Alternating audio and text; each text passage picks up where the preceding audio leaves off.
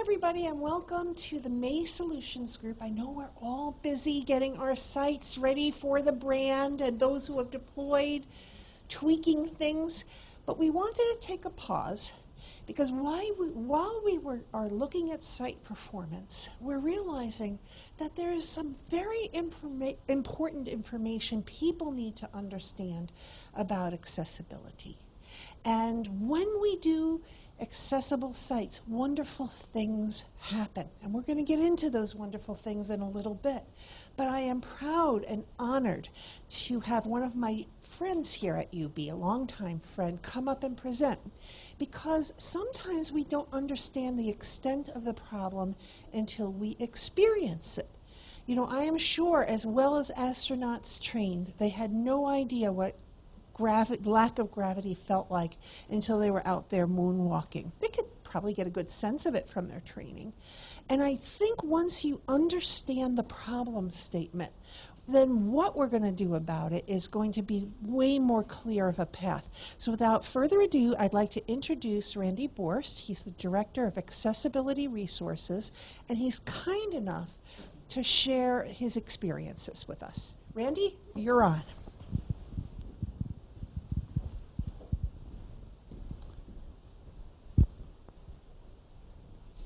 Thank you, Rebecca. Actually, when I got my paycheck last week, it had a note in it that said, if Rebecca calls on you, you be sure to be kind enough to go work with her. I said, okay, that sounds good to me. So it's wonderful to do these things and have an opportunity to come out. Much rather be talking with you today than doing this on my computer.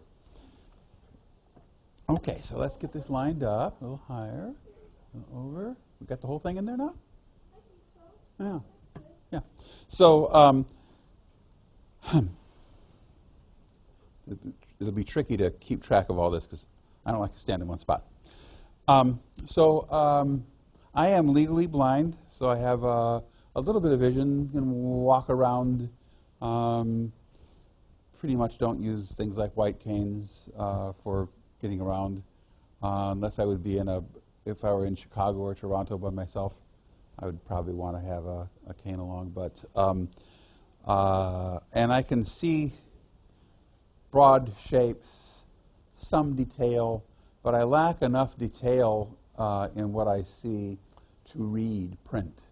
You can make it as large as you want. You can eventually I would kind of see it for reading a headline or something, but for practical purposes, you know, we're talking about 5-10 words a minute. I am completely print disabled, except that I can find text. So, what's that?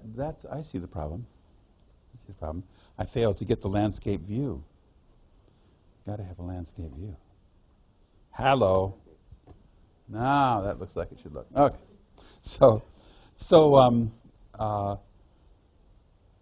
You know, before this digital technology, before we had computers that could talk, before we had the internet, blind people were information impaired, right? So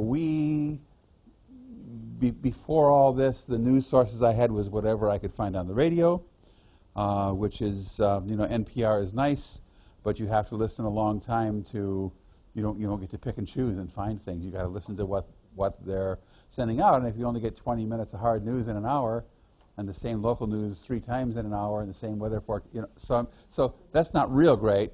TV news is certainly not very good. There was a Braille edition of the New York Times Large Type Weekly, the Large Type Weekly being the reprint on Monday of the Sunday New York Times Weekend Review section, which is a nice little review of the news.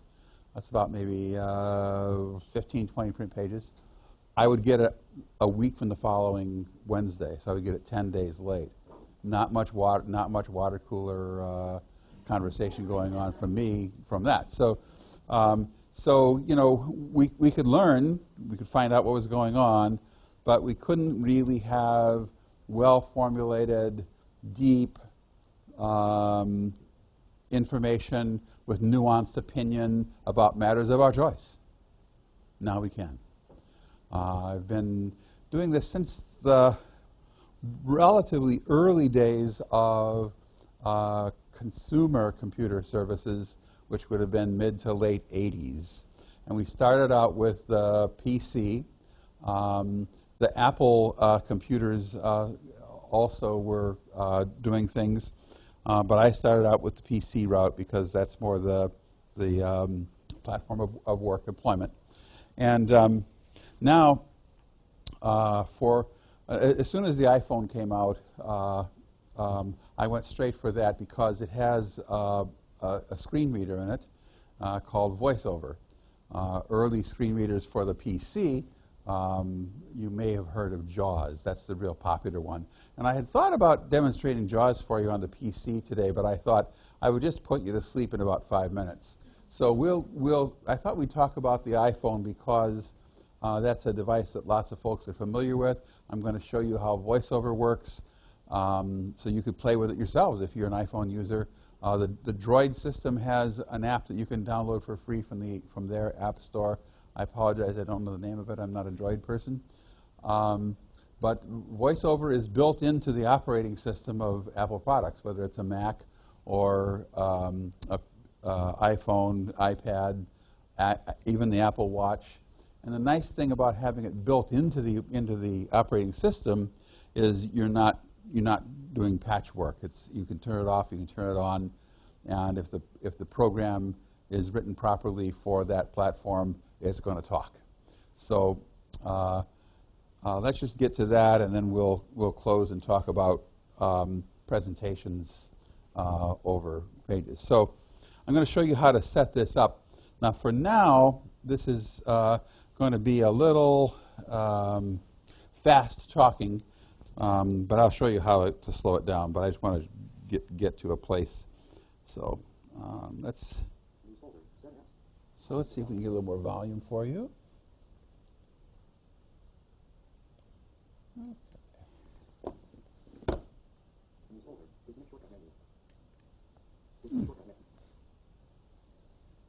Louder.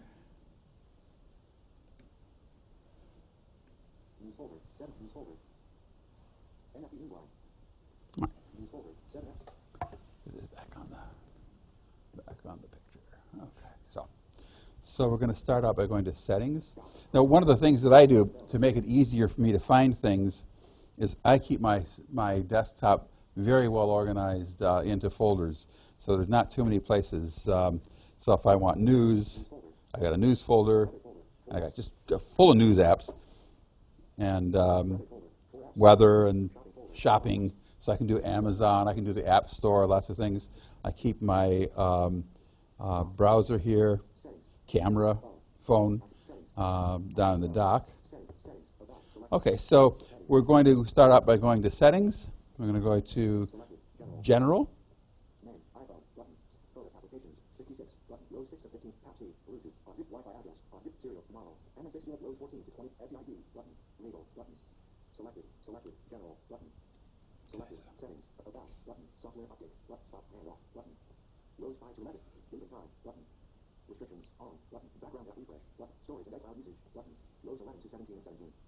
Regulatory, reset, regulatory, VPN, items Wi-Fi sync, dictionary, language and region, general, heading. General. Hello. General, so as I run my finger along, right, it talks to me. Dictionary, items VPN, language and region, dictionary, items VPN, not regulatory, reset, I flip with 3 fingers upward. Regulatory, reset, reset, regulatory, VPN, items Wi-Fi sync, dictionary, I'm used to holding it in my hand, to be honest with you.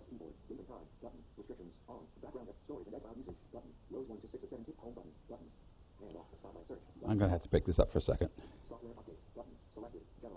General. Oh, accessibility. It's right at the bottom. Haha. Okay. So I'm going to give it a double tap. Boom, boom.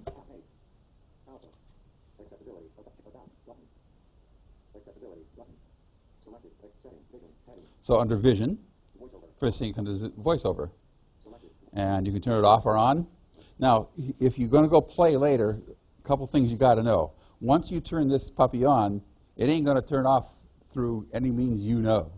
So what you need to know is that when VoiceOver is running, you touch something, and that will bring focus to it.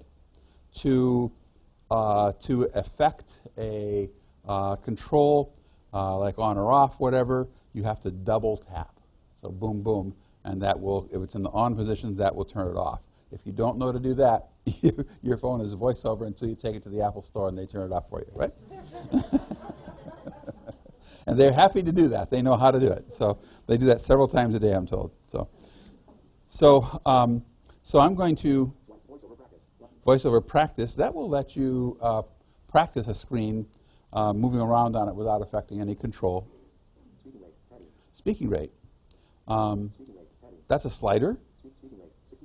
I've got it at 65% of its capacity, which is what you're hearing right now is probably about 300, maybe 350 words a minute. I'm going to slow it down for you. 55%, 45%. You think that will be okay? Yeah. Okay. I think that's normal. All right. Good. All right. So now we'll just get out of settings. Okay.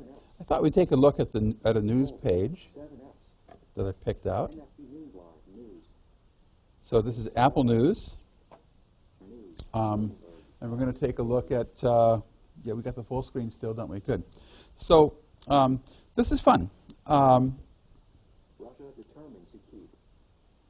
Russia determined to keep. So it reads what I touch. And then I'm going to go up a page here. Here's Business knowledge. Russian President Vladimir Putin takes part in an ice hockey match in Sochi on May 10th, 2017. So that's an open picture caption. 2 taps shuts it up, by the way, in case it talks too much. It doesn't work on me. My wife tries it. Believe me, it doesn't work. So, so when you tap the picture, it's going to read the caption. It's linked to the caption. I'm a big advocate for having open captioning where you can. So let's go on and do some reading. So to read, I'm just going to swipe down with 2 fingers. House Intelligence Director says, while Nick Warden's entire Kubik vertical line on 11th, 2017 vertical line 11:42 a.m. EDT, Russian President Vladimir Putin takes part in an ice hockey match in Sochi on May 10th, 2017. Photographer, Yuri KOCHETKOV/AFP/Getty Images. State-led Russian hackers remain a major threat to the U.S. government and will keep up their attacks after seeking to influence the 2016 presidential vote, Director of National Intelligence Dan Coates said in an annual worldwide threat assessment. Coates, in a statement prepared for a Senate Intelligence Committee hearing on Thursday, stood by past intelligence community assertions that only Russian officials at the highest level could have orchestrated the 2016 operation. Okay, I know you're curious to hear the rest of it. But, we could get into that too, but we better not. And then we can always go back and hear lots more stories. I can show you the menu. State Russian President. Page 2 of 13. Where is the back button? I don't know where the back button is. Page 1 of 13.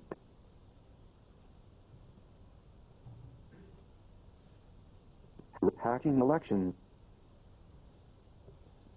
Get more on the Bloomberg app. No, it's not. Page 1 of 13. Get more on the Bloomberg. Why can I not go back? Excuse me. I can't visually see a back button on that thing. Yeah. Page 1 of Page 2 of 13. Type. Well. News. Russia to page 1 of 13. Non-stop business. So. Get non. We're not. Well. So we run into a little flaw here. Maybe the Russians got into my iPhone, huh? Hacking elections. Page 2 of 13. That's really Heading. Page 8 of 13. Page. What if I just... News. Oh, well. News. Doesn't matter. App It really switcher. doesn't matter. News. So, Active. Home. and you can do a News lot folder. of 7 apps. changing on what the voice does. For example, if you put 2 fingers down on the surface of the screen and begin to rotate, you'll pull up a rotor. Handwriting. Lowercase. Handwriting. Characters. You can actually understand handwriting. Characters. And the reason you might want to use handwriting is you might be entering a password. It will tell the shapes of letters. You can spell out your password.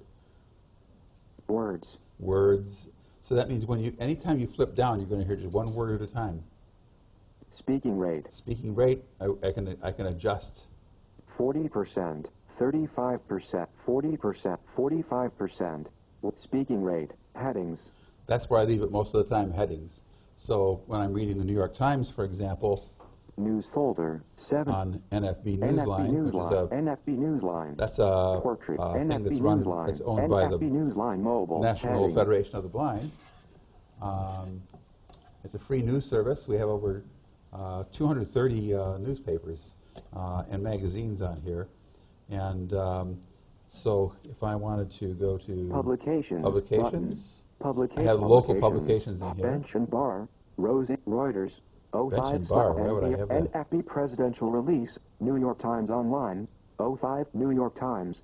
05 So go for the New York Selected Times. New York Times. Class of Editorial Desk. Editorial Desk. Editorial desk, that's always fun. Editorial Desk. Now I can Sections. move Back through button. these editorials because that rotor was set to headings. Every time I just swipe down, Editorial Desk. Heading. Editorial. A letter to the Deputy Attorney General. Heading level 3. Editorial. An invitation to wage theft. Heading level 3. invitation to wage theft. Someone's trying to steal my money. Okay, let's find out about that. An So now I do invitation 2 to swipes wage instead of theft 1. By the I can editorial just read board. that article. It's called the I can go back to sections. by the sections. Back button. New York Publications. Back button. Public Home. Back button. NFB back home Newsline again. Mobile. NFB Newsline. News folder. 7 Landscape. So that's just a brief idea of how the whole thing works.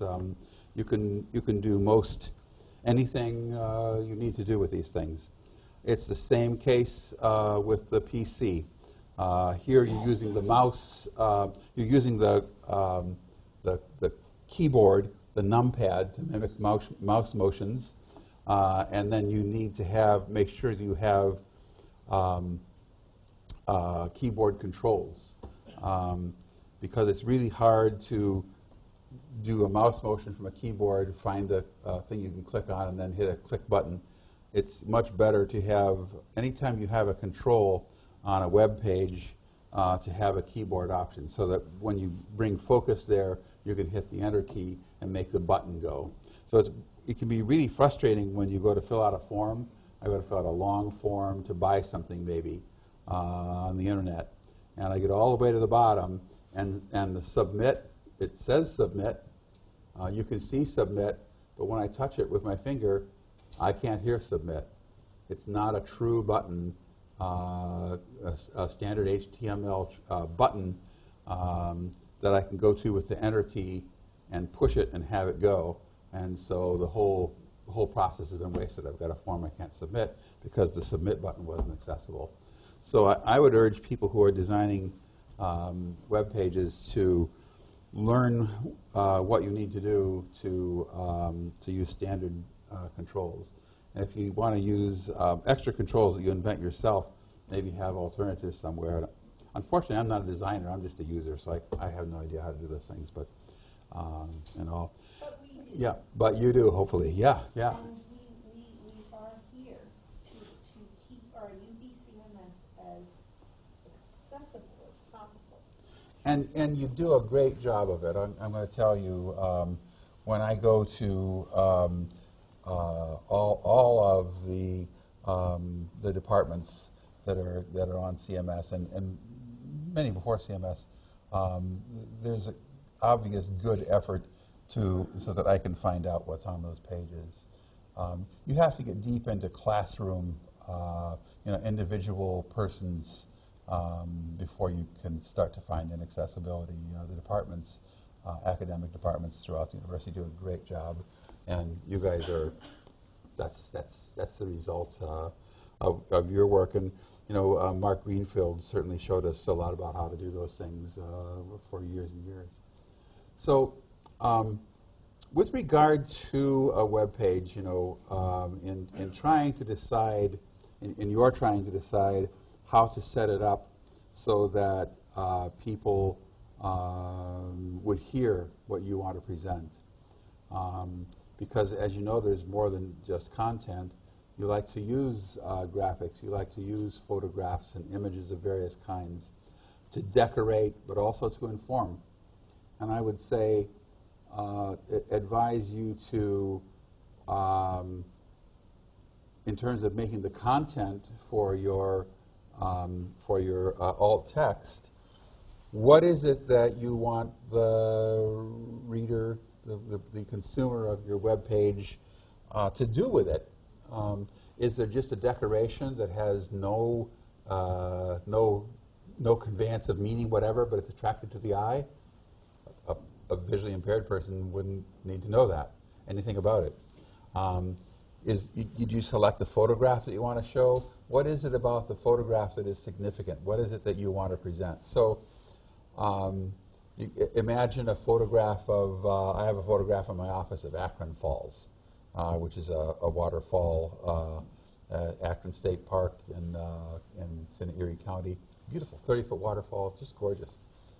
So you could have a picture of that, and you could just say waterfall. You could say photo of waterfall.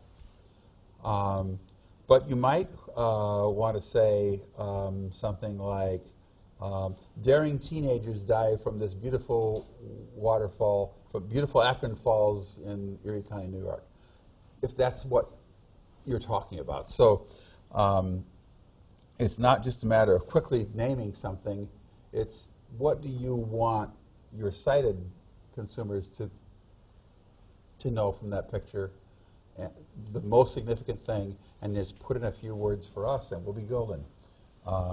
Don't need to know that there are 8 people, 3 are blonde, 2 are redhead, 1 has a beret on. So you don't need a full description. And actually, there is a new technology that is allowing screen readers themselves to look at photos and give credible descriptions of certain things about them. But you probably want to have more control than that. So how about questions? Okay, I'm going to start over here. And remember, everyone, to please give your question into the microphone because we have a ton of people online too. We all want to hear it. So, yep, I'm Lauren from the School of Social Work. Hi, Lauren. In admissions. I just had a quick question. Do you know, for most screen readers, when they get to a photo, will it automatically say photo of and then the alt text, or No. should we be typing in photo of as part of the alt text? In my opinion, you should be typed photo of. Okay. I can tell you that a lot of folks don't, and as we're racing through something, we can intuitively figure out that that was probably a description. Okay. Yeah, so that's not critical. But if you have room and time, if you type photo of, nice. Okay. Yep. Suzanne?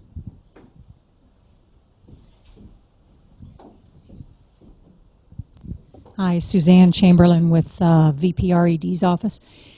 So I wanted to clarify, when you were talking about the caption, is that the caption, would you recommend that the caption be under the photo or the image on the page, or are you talking about in the alt text, or both?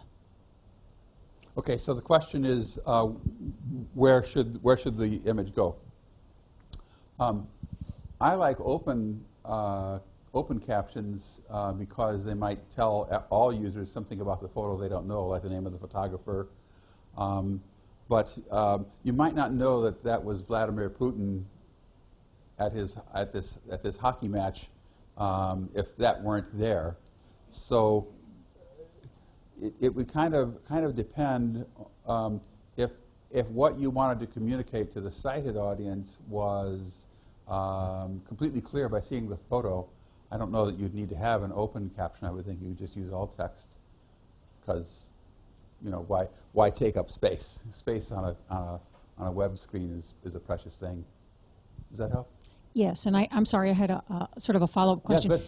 When you were talking about the buttons and the sort of the standard formats and things, what are some of the biggest challenges you've run into, or is it forms, is it click here? I mean, what are some of the things that you would recommend sort of universally that you've had challenges with? Mm-hmm. So click here is not the best thing to use because I can, for example, get a list of links. I can turn that rotor to say links, and I can swipe down. And if all I hear is click here, click here, click here, click here, then I'm kind of in trouble, right? But so it's best to have the name of something, and then because the voiceover will, or JAWS, whatever you're using, will identify that as a link.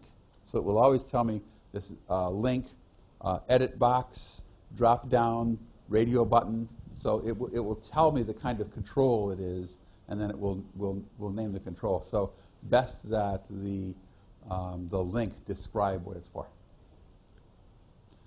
Hi, Randy. It's Josh from University Police. Hey, Josh. Hey, Randy. It's good Josh to see you and I again. go way back too.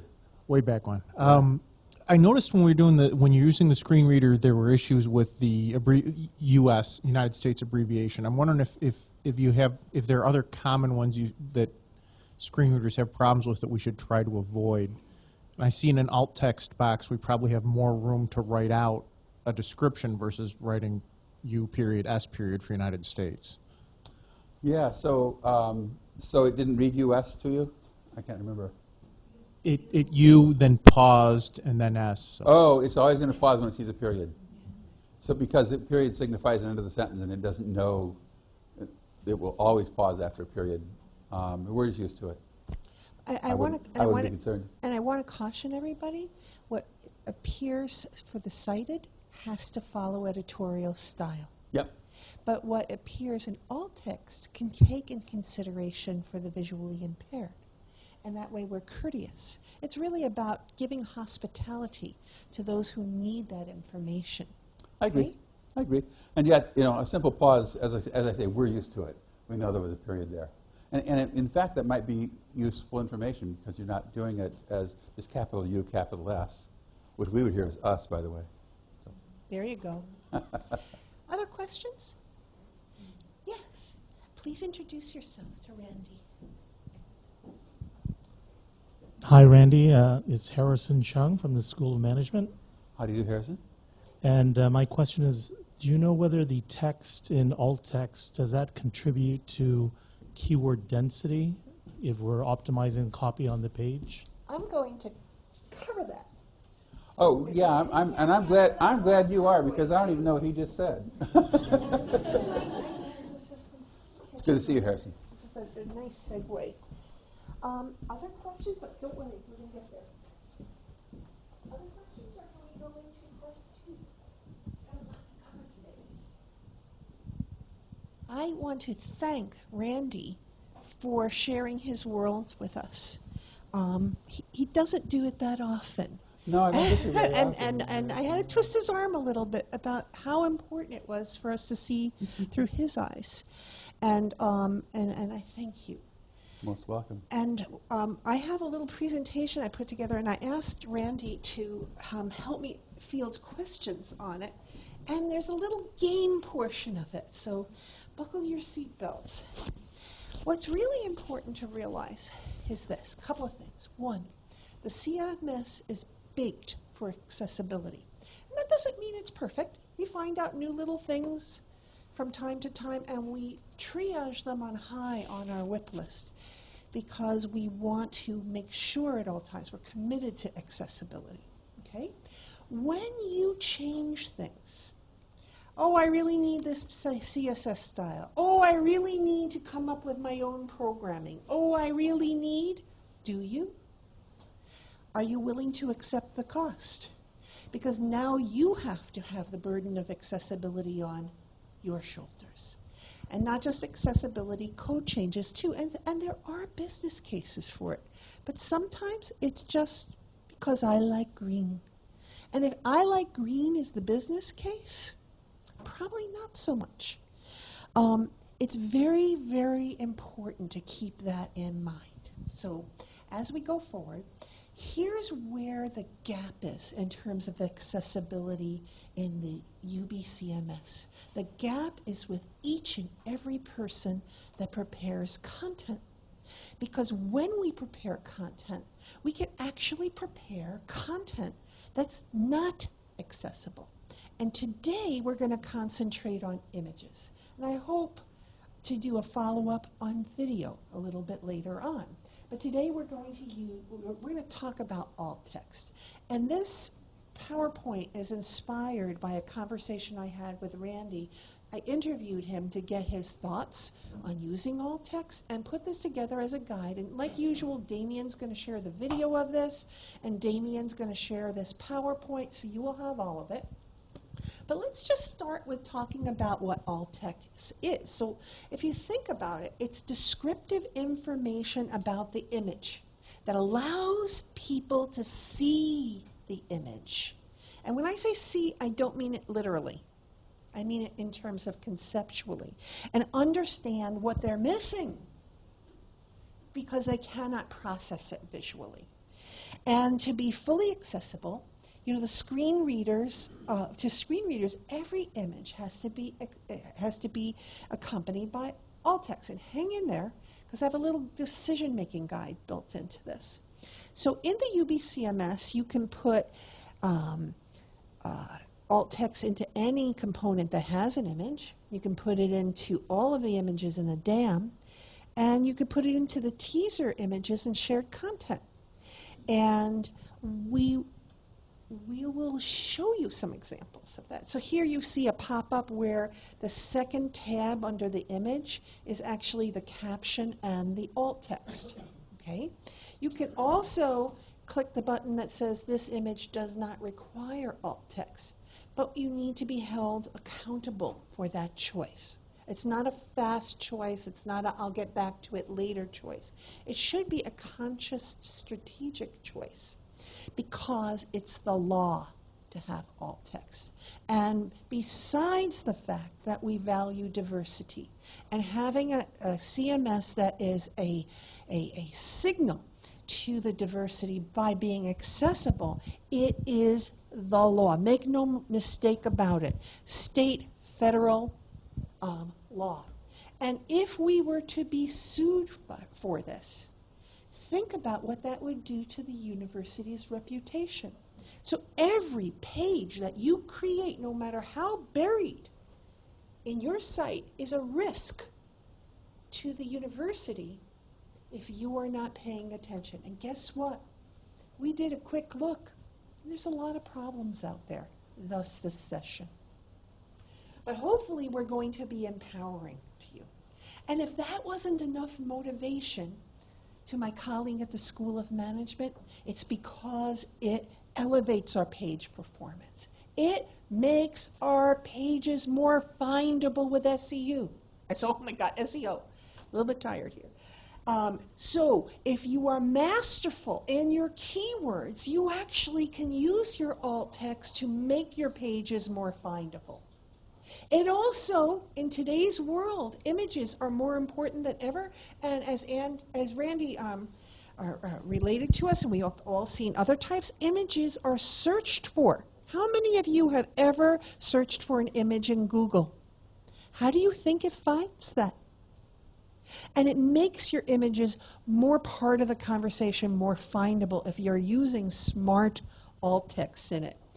And it empowers our screen readers, our visitors who are impaired, to interpret visual content. And I put that last, not because it's least important, but because it's most powerful. So here's a decision-making guide that we're going to spend a little time with, and then we're going to quiz our knowledge of it. How do I know when to use alt text? But let me pause for a minute and talk about captions. Really, the difference between a caption and alt text is this. As Randy used the example of Akron Falls, the alt tag was describing the fact that there were boys diving into Akron Falls. right? So it's a descriptive thing. The caption actually might not describe the photo at all. The caption is about your opportunity to message. So it might be that Akron Falls is one of X number of parks in the Western New York area that our X number of residents enjoy every summer. Because how many of you think that headlines are the first thing a person reads on a page? How many of you think that the first thing that people notice on a page is the image? And you are correct.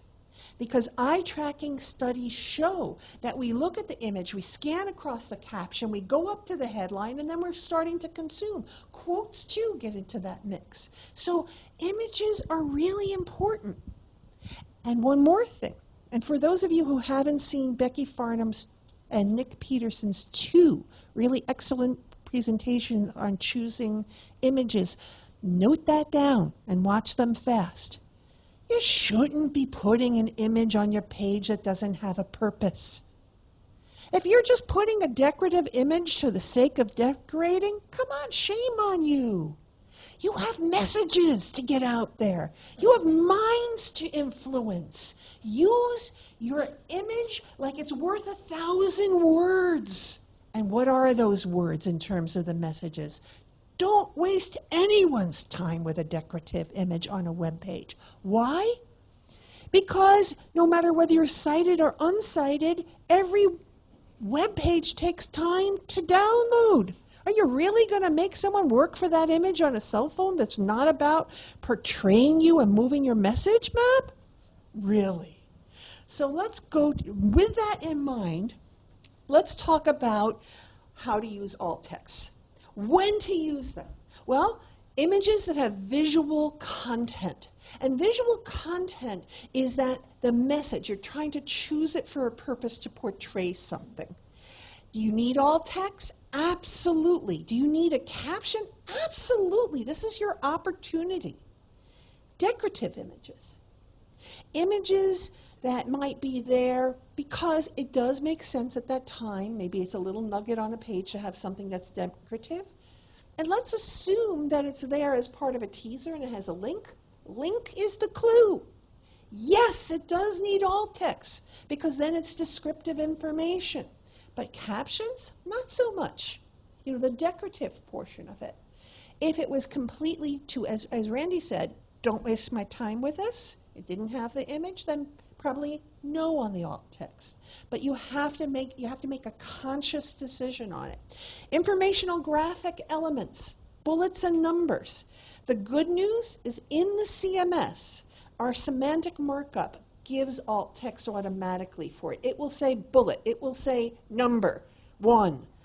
But if you're doing things outside the CMS, you need to work carefully to see if you need to do this. And captions, no, you don't want a caption on a bullet. Charts, we all use charts, info charts, bar charts, pie charts, graphical charts. Absolutely, you need, if it's a visual element, you need alt text that conveys the chart's finding or purpose. Caption, I wrote no. Sometimes a caption is good to give context. It may be more of a heading. But again, you know, these are not hard set in stone rules. These are guidelines. Use your business sense on that. Decorative elements. And I'm thinking, what could it be? We've all seen the brand arrows. We do not want to waste anyone's time by saying, dotted arrow from brand pointing to. There you go. So, you know, that would be a no and a no. But channel Randy's experience when you are making these decisions, because believe me, there's a lot of them that we are not making or we're making passively every day. And by the way, the CMS does give you the option to use your caption as an alt text. In some cases, that's applicable. In other cases, you really need to diverge. And again, channel the experience. So let's talk about what the difference is between an alt text and an image caption in terms of this little test. So I hope everybody's going to participate and not make me call on you and make you participate. So here is an image. Let me give you the context of when it was used. I was hoping Randy would volunteer one of his beautiful flower pictures for it. But I found a flower picture. For those who don't know Randy, he's a photographer. To give respect and channel. So what this image is used on a page about Buffalo. And we're specifically talking about North Campus. What category do you think this falls into? And by the way, there's no wrong answers here. There's only a lot of right answers. Anybody? Oh, Jessica, I think I heard you volunteer.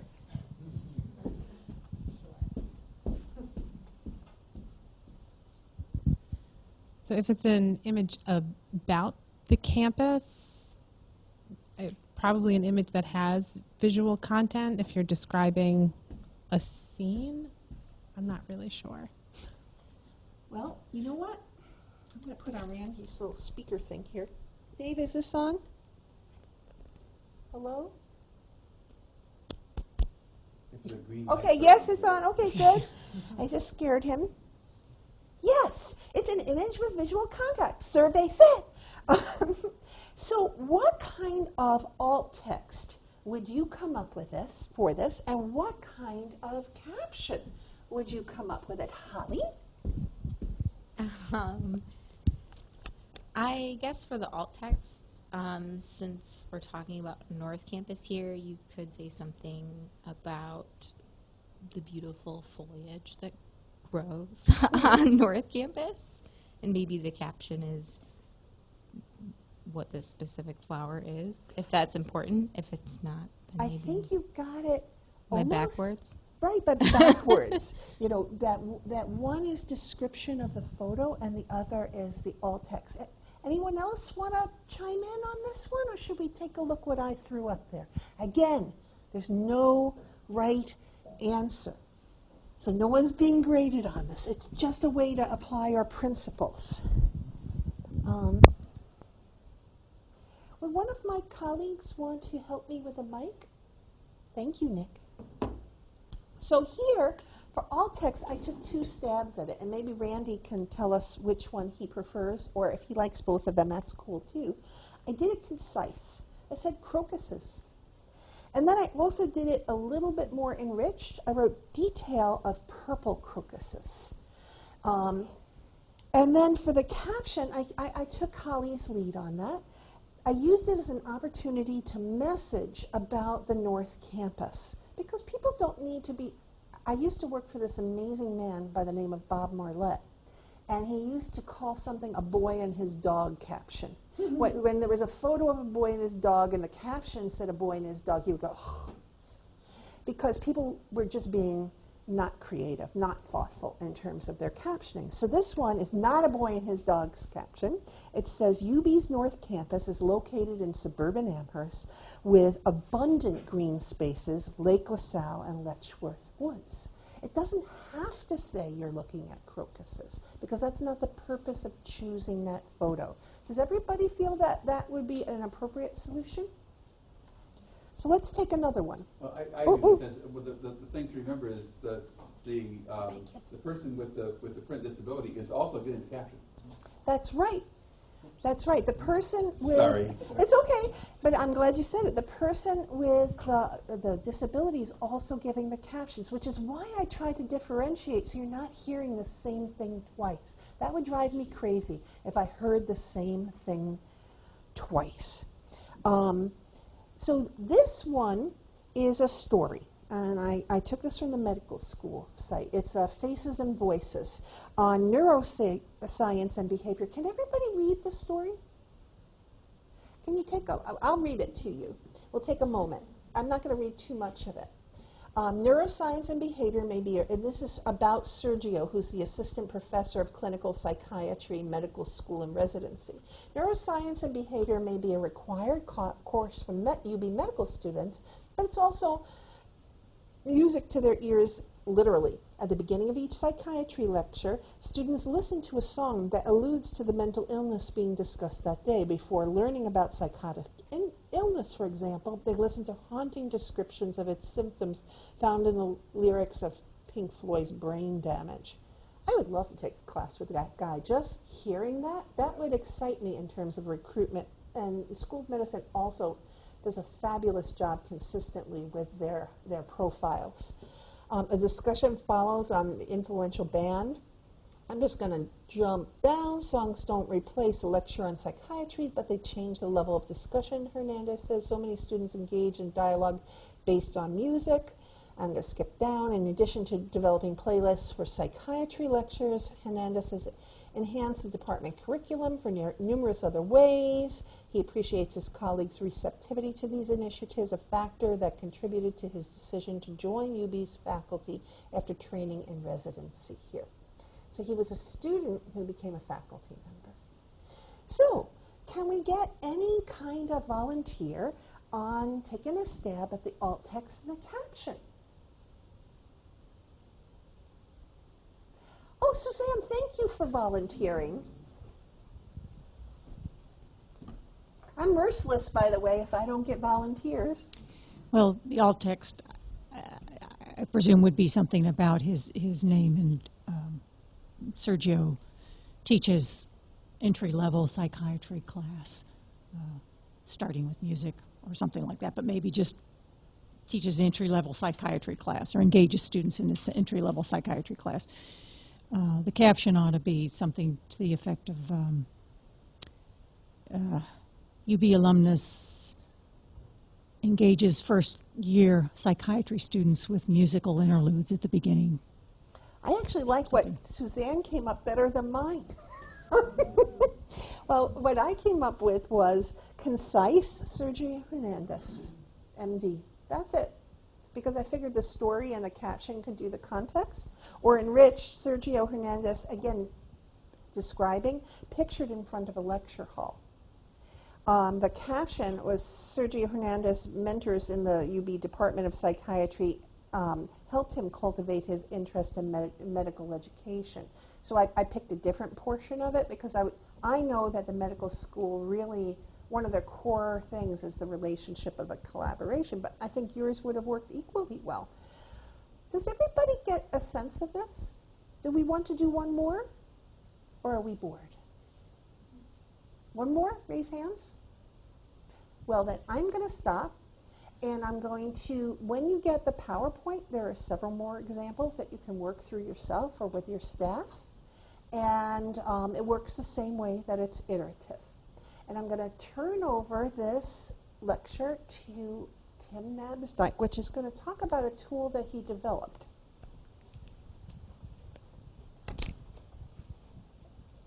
All yours. This and this. So we've talked a good bit about how to write alt text for images. But you might need to go back and kind of assess your website to understand where it's lacking. We are currently working on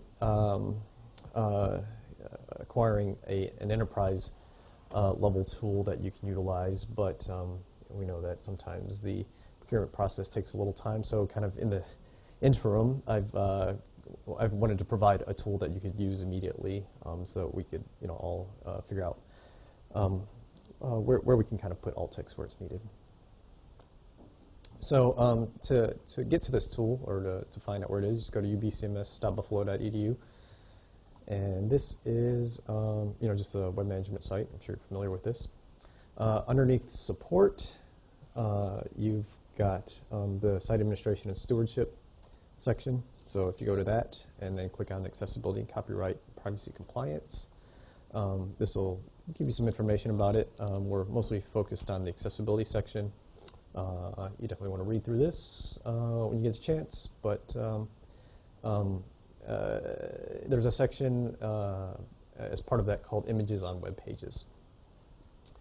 The images on web pages talks about a lot of the stuff that we talked about today, And below is this button-looking thing that says Image Accessibility Bookmarklet. So I'm working in Windows here, so I want to show my bookmarks bar, if possible. Oh, it's up here already. So you can take this button and just drag it to your bookmarks bar, and it'll kind of sit up there. And I'll show you what you do after that. So you'll go to a page, any page on the website. I will go with engineering, buffalo.edu, and once you're on the page, you can click this, and you'll get this right sidebar. What will happen is any image that ends up on the page that doesn't have alt will kind of float to the top, and alt text will float to the top, and all the images on the page below will have the alt text described below, so you can get a sense of what's there.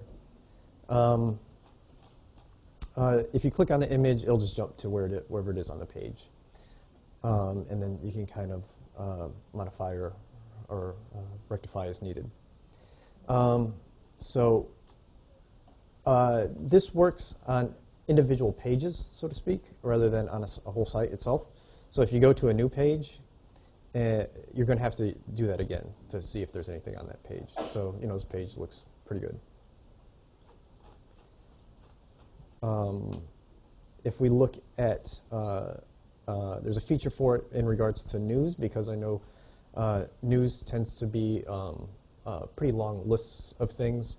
You can actually utilize this for links that are on this page. So rather than going through every single one of these news items to see if there's issues on this page, you can click this and, whoops, and if there's anything within that news page that has an issue, there will be a number that shows up.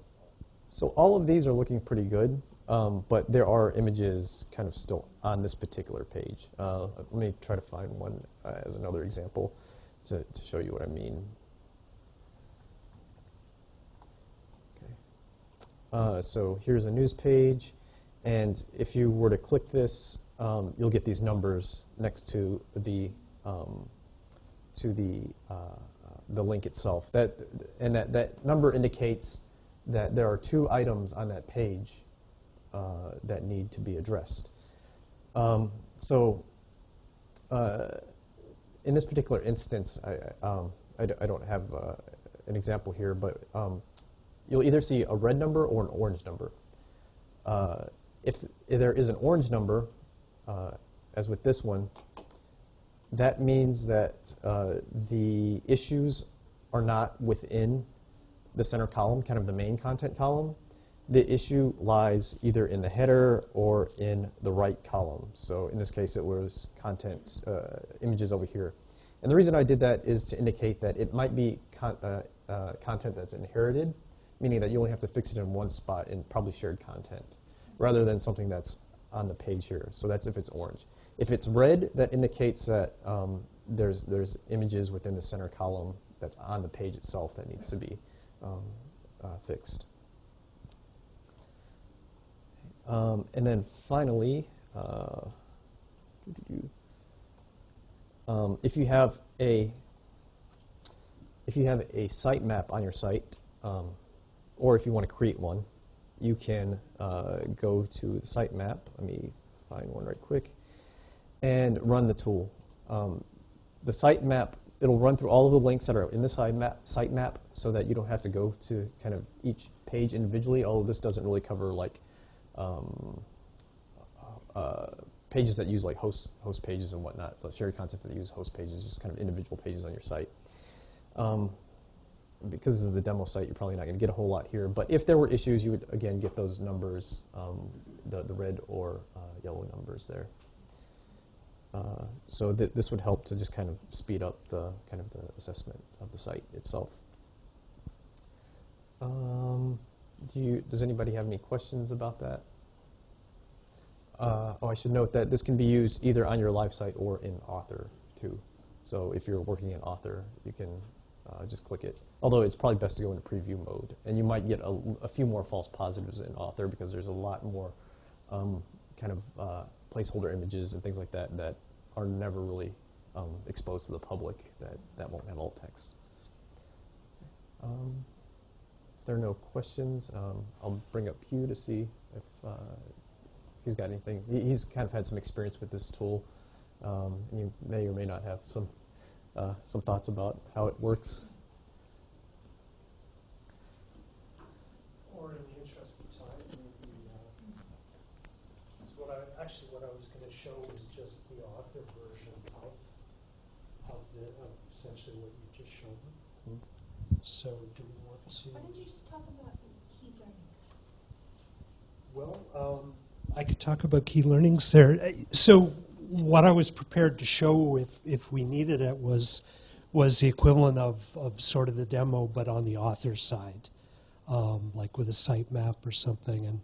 And I think if I start to load those pages, we're just going to run out of time. So I think it won't be as valuable. The main thing that I learned, what I was doing was auditing some of the main UB and UC properties to see how compliant we were and to fix things. And what I found the most useful was this sitemap approach. And you don't have to have a sitemap on your site. What you can do is just build a hidden area, a hidden page, or I was working in a sandbox. Same difference, where I just put the sitemap component on the page and loaded either your home page or for the news center actually was loading shared content areas, and I was loading the articles. And we have them subdivided by year and by month. So rather than getting this overpoweringly long, hundreds and hundreds of articles, I loaded, say, month by month. And you can do it quite quickly in the sitemap because you can just specify a specific folder to load it. And then it maps out like Tim's showing you here, but just picture a whole bunch of headlines. And when you click that little tool, it gives you a count. And you can see really fast, are there any problem ones?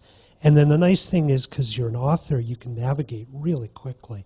So what I did was I left this alone, and then I just did a right-click on individual stories that were suspect, loaded each of those in a separate tab, and then when they loaded, I hit the tool again, and then I got to see very quickly where the problems were on the page. And like Tim said, I got a pretty quick sense. Like some pages, there were those little placeholder icons. Not a problem, you ignore it. Quite often, we use the news article template, and the teaser down at the very bottom that often is what we use to drive the little thumbnails for lists does not currently require you to have alt text. It's in there, but there's no validation check. People tend to skip that. So what I found most frequently was, because people weren't forced to add it, it was missing. So then I had to do some recovery, and I started doing, and then I got the reporters in there to do recovery to fill in all of those. And even if it's a UB logo or something, you need something in there.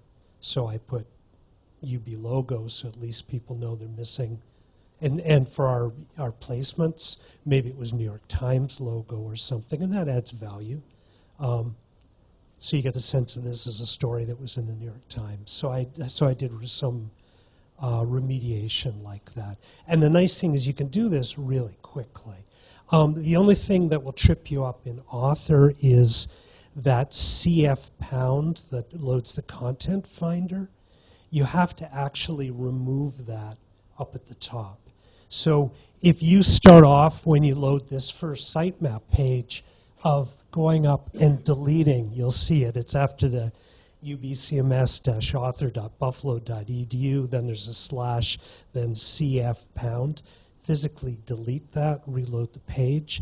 Then you're good to go, and all those sub-pages that you load are clean as well. With that CF pound up there, the tool just doesn't work properly. Rebecca. Could you give them a sense of about how many pages you did for your project, or just round number, and about how much time it took you so they can get a sense of it, or even just like how many pages you can go through in an hour when you were really cooking? Because Hugh did the news, which helps everybody. And I didn't go back to the beginning of time because our archive goes back into the 90s. I went back 2 years was the target, and then going forward, obviously people will be adding them consistently. I don't know. I could do a month, several months in a. Well, you did about 10. I mean, as 10,000. quickly as you can load a page, it actually took longer to load the pages than it did to just go in and fix them. Now, I was a little ruthless. I mean, if it was a portrait of somebody, I just looked to see who it was, and I load that baseline. I just put the person's name in because I thought that seemed reasonable, and that made it quite quickly. And if there were any in question, what I did was I maybe copied and pasted the URL into a little text file to come back to, and that made it a lot faster through the process. Where I found it, so how quickly? Oh, dozens in an hour. I mean, you could rip through things very fast. You could do a whole site in an hour. The only homework's work, you have to make decisions. One thing I did find, so one area people missed, I mentioned, was that news highlight template. Another thing that you'll find is any YouTube video, the sort of placeholder that it loads, that people click on, there's no place to add alt text to that. That fails. Nothing I can do about that, but you might want to kind of keep track of those for a future date when we figure out something. Possibly we'll just have an accommodation for that. The other area, and this actually took a lot more time, if there's a gallery of images from the DAM, from the digital assets, we relatively recently added a new field. So every image in the DAM, if you double click in the DAM on it, it loads a new panel with properties. The very last property is alt text. You can now add alt text to images that are in the DAM so that when you form a gallery on a page, now all of those images will have alt text. And what I found was none of those have. And if a gallery has, say, pictures of 20 students who just got honors, now you've got to deal with 20 images. Or the things, the killers were architectural exhibits down at the silos with 20 shots of things that I don't really know the nuances of the pictures, and I couldn't really show architectural student. I didn't know if they were a student. That's when things bogged down. I realized, oh, stand back. I'm just going to flag this and have whoever wrote the story deal with it. And I just passed it on. And when you operate like that, things speed up quite a bit, because the person who knows and cares is just going to have to deal with those. But that was a lot slower for those, but the rest weren't really. I mean, I went through them all in the space of a few hours. Really. Hugh, what did you do to change the culture of the people that you were working with to be more sensitive to alt text, because you can't be you're not resourced to do this forever. Part of it was to get it done, baselined, and then open the minds of people to be more sensitive. So to change the culture, initially I spoke to, I mean, this was in our own office for the most part, but spoke to the man, the boss first to kind of broach the subject, offered to present it at a staff meeting. In this case, actually, he had his leads present the issue. And I mean, this is John Delacontrara, he gets it, so it was an easy win. Basically, I just said, look, we need to do this, we've got to do it. We should do it quite quickly if we can. I'll do it initially. Going forward, can you get your people to commit to doing it? Yes, of course, great. So he presented at a staff meeting and got his people to sign off on it. I already covered the 2 years back, except for those special cases. UB Now, I actually got Sue Chur and Kristen to handle most of that because it was a lot more specialized cases, easier for them to do. And then what I did was, going forward, I've gone back and done a couple of quick scans just to see, is it working out? And I found a couple cases. We have some stories that come in from a third party, someone in another office, in this case CFA, and I don't think they actually knew that they needed to do this extra alt tag. So now I just said, fine, obviously I need to outreach directly, and I've just outreached. But I'll do another test in a couple of months. I'll do another sitemap, and I'll just check. I'll do another audit, and I'll just reinforce. That's worked pretty well so far. For sort of the main pages, again, I did a sitemap, and I just went through and made some sort of executive decisions on things. But I did do a little bit outreach to our office and just reminded them they need to do this. Our pages aren't super dynamic for the pictures, so I think this will tide us over, but we may need to do another audit in a year's time and just kind of double check that we're in compliance. With our governance tool. Yeah. Hopefully, Does that fingers crossed. answer? Were there any other questions? Yeah. Why not just make it mandatory that anytime you put an image in, you have to put in a piece of alt text in? Because I know you can opt out of it now, so why not just force it to happen every time? So why not make this mandatory? Well, we're working on that. That one news article template, we are going to mandate alt text for that. Also, sometimes people cheat. They hit a space. We've actually blocked that. You can't just put a space in. Period. I found a few people got really smart and added a period to get around it, which was kind of cute. But but I think we blocked a period too. And you can click "does not matter." And that's always a workaround. But again, yes, someone has to make that decision. So yeah, I think that's preferred. The other place is no place to add alt text is in page properties. So if you add an image into page properties to be used as a teaser, there's currently no way to do that. But again, we're going to come up with a programming workaround for that, either to add it or to add something to that. Any other questions? I'm going to close. So we are going to continue to improve our work in the UBCMS. And what's really important, and Chuck, I have to say this, is, it's very nice to have things required, but that doesn't really get compliance, because there's always a way to get around it.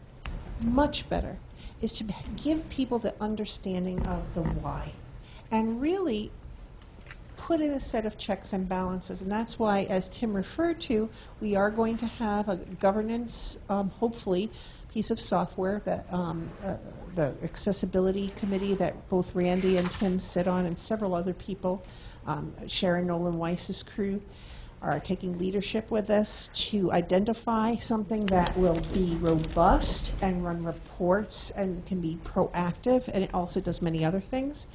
And we're currently evaluating 2 products. However, as we all know, purchasing takes time. And we don't want people to wait for it. Get started now. So when you get your first report run, it's going to be a wonderful thing. Randy, did you have something you want to say? Just that, regulations and mandates and things get boring results. And, what the heck if you're not interested or not willing to do this in a moment, you need to ask yourself, what are you doing as a writer? Because writing should be fun. Writing, you should want to engage your audience. And if you want to leave out part of your audience and not engage them, then you're not having the fun of writing. You're not having the fun of imagining your audience and imagining how you want to move your audience. And, writing can be a very lonely experience if you're just writing to yourself. And so I think, looking into the profession and thinking about what we're trying to do and accomplish as professionals is the better way to think about it. And one of the reasons people want to skip these is they don't know what to say. It's hard at first to figure out what you're going to put in as an alt text. But, I like Rebecca saying there's no wrong way. If you're saying something about what you're showing, it's better than nothing. And the more you do, the more second nature it's going to become, because it's not really nearly as hard to develop an alt tag once you know how to do it, as it is to develop a paragraph, right? So it can become a really small part of what you're doing, but I think that's the best way to think about it. Thank you very much for coming, and we'll see you guys in June. Take care. Thanks for